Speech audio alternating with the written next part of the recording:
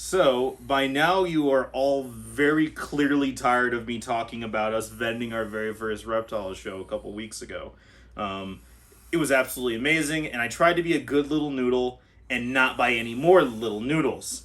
Well, that didn't really work out too well. But I have good reasons for all the ones that I got, I promise.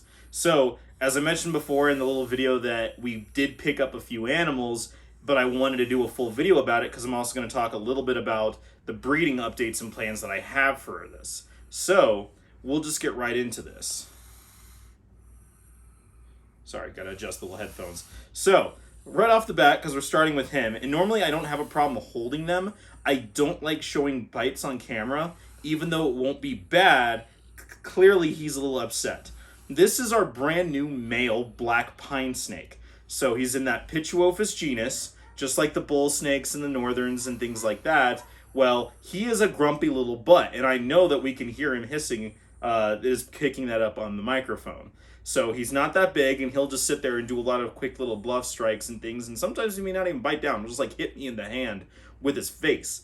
But I still don't like showing it on camera, so that's why he's just sitting here in his little hide upside down. He is a holdback from last year. So he's a 2020.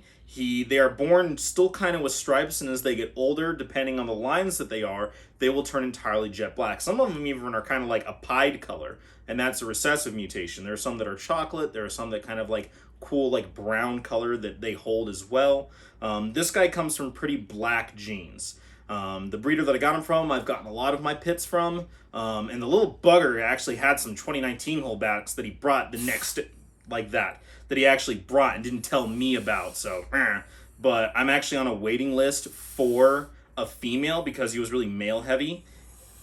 There we go. So yeah, you can definitely see he's not the nicest little noodle. But we'll just put him back in here and we'll leave him alone. So I'm on the waiting list for a female. So, you know, at least that way I won't have like a huge male when I finally when I finally do acquire the female. And so I'll have all the pine snakes. Although I definitely need to pick up some more for our little leucistic male Florida or southern pine. So that was the one that I don't have any actual projects going, but I just really love the genus. And yeah, he's a little grumpy, and that may have been intimidating for some people. That's part of the attitude that I keep talking about that's actually really cool, and I do enjoy that. That's why I still love Hopi, the Louisiana pine snake's boyfriend. He hates my guts, but I love him to death. So here we have a male Rhino Rat Snake. So you've seen my videos before of we have our female, who is very green. This boy comes from pretty blue lines. He's actually from High Plains Herp stock. He was given to another breeder to move or to keep or to do something with. And I ended up getting him for a little bit of a deal. That was really cool. So not sure if we're going to end up pairing them or not, because I'm not honestly 100% sure that our female is a girl. I'm calling her a girl, but I'm 99% sure. So we'll see. We'll see how they do. I haven't quite decided yet. But this guy does come from that blue turquoise stock. He's like not the bluest animal out there. Like there's some Barons racers that are like straight blue. But you can definitely see that he has quite a bit of like turquoise teal coloring through him versus the girl who's very, very green. He's 2 years old. I really like him. He's a little bit more on edge than our girl, but not really striky. These guys that's what I really like about these Asian rat snakes. These and the Japanese rats really are very much less likely to bite. They're very flighty and they want to get away from you, and they'll wiggle and move all around, but they're not really striky at all, which I think makes them a really good pet for a lot of people who want to get into like a different kind of oddball colubrid other than like a corn or a king snake that you can still keep with relative ease, and that includes these guys. You just have to remember to keep them a little bit cooler and really high humidity. So moving right along into some other projects that I thought I wasn't going to get into, or anyway, I'll just get right into it. So we'll put you back. Sorry, I got all my big quarantine tubs out. So obviously these guys are all in quarantine right now, but they still need to be cleaned regularly, obviously. So these will be the last animals I work with during the day, and then I will change and take a shower and all that other stuff. But I won't interact with any other reptiles today at all because these guys are in quarantine. It's the very last thing I do, or it's the only ones I do that day, which is very difficult because I'm pretty much messing with them constantly. So This girl, when you first look at her, you're like, why did you get a Pastel, Jay-Z? What's going on with you? Well, as much as I say that I don't really work with a lot of recessives, I actually do have quite a few recessive projects. They're all just pretty basic. There is one recessive project other than the Pieds that I really, really like that I wanted to get into, and I just wasn't sure how I was going to do it. Recently, we traveled to Anchorage, Alaska, and the guys at the Reptile Barn are working with really cool lines of these and a bunch of really cool combos. It's actually the same line they have. It's the Bell line, but they do a lot of other really cool combos and stuff. So now I'm going to kind of outcross it a little bit and plug it to some of my really high-end or fun comboed Codom females and make a bunch of hets. And this is a girl too. So this is, and I've been, treading the water, building it up, and you're just like, hurry up, get to it, JC. Well, this girl is a Pastel Het Desert Ghost.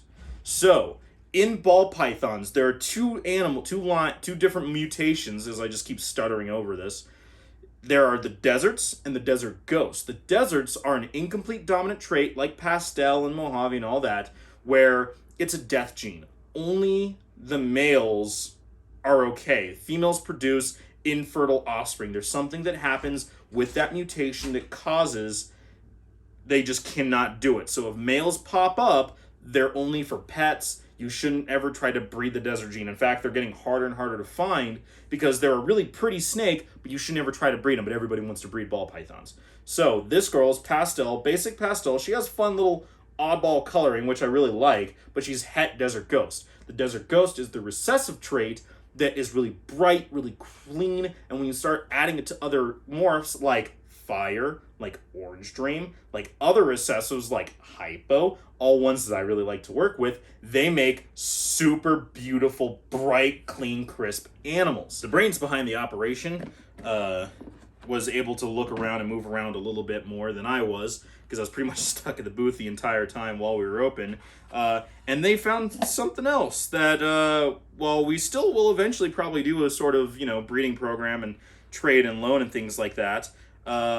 We found a visual desert ghost. So I said before, as I was tiptoeing it around and being a little bit of a tease, this is from the Bell line of desert ghosts. So this is a visual recessive, just like Pied, Clown, or Albino, which makes it those really clean, distinct bandings. I'm sorry, there's a lot of flies here right now. Whenever it gets hot and the tortoises go to the bathroom, flies just descend, and it doesn't matter how much I keep on it, they're just all over the place. So I really apologize about that. But we got this visual desert ghost, and it's not the nicest desert ghost on the planet, but he looks better than a lot of other ones that I've seen, and we'll just put it at that. I'm not going to disparage other people's animals or things like that. Sorry, a little fly on him. But now we have the visual desert ghost, and we have the Pastel Het ghost. And once they clear, oh my goodness, there are a lot of flies. I'm sorry. So once they clear quarantine, they are going to be put into the breeding program down the road, and I'm thinking of little fun girls that I'm going to put to them. So if you have any questions, or curious about what I still have left available, what I'm going to be doing down the road, email me, message me, comment down in the comments. Just let me know. I will always be happy to answer any of your questions. Hopefully you enjoyed the video. Thanks for staying tuned with me through all of my fun adventures and supporting me. I really appreciate it so much, and we'll check you next time.